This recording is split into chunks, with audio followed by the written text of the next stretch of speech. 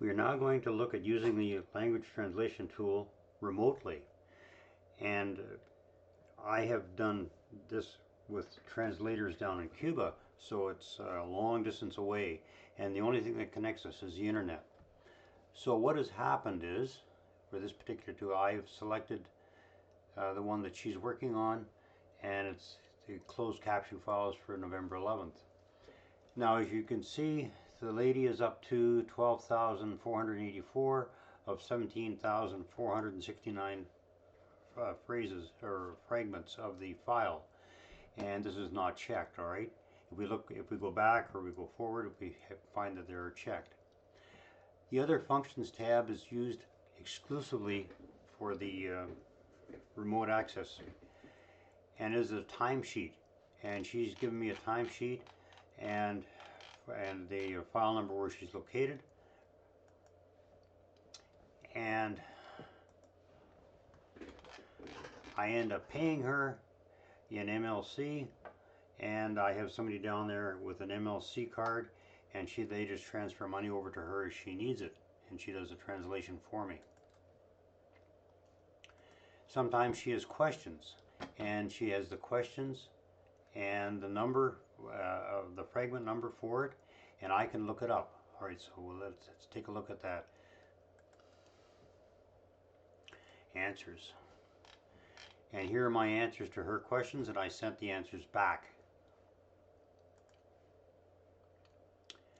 And the timesheet we looked at again.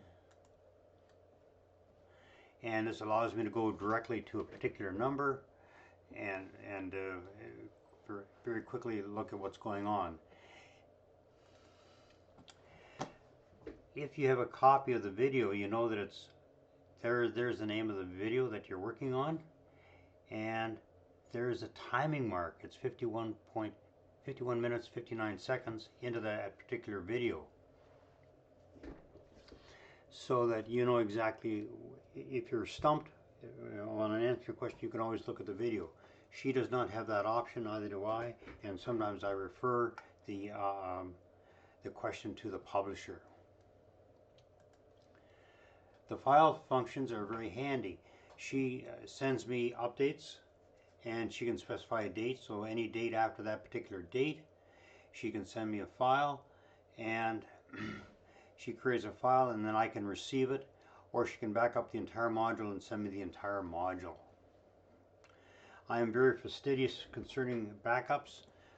This thing does an automatic, requires you to do a backup every hour, and you can bypass it. And I told the translator that if you lose more than an hour's work, it's on your head. Before I had this facility in, sometimes the translator would lose a whole day's work because of power failures and what have you down in Cuba, and that's why I put that facility in.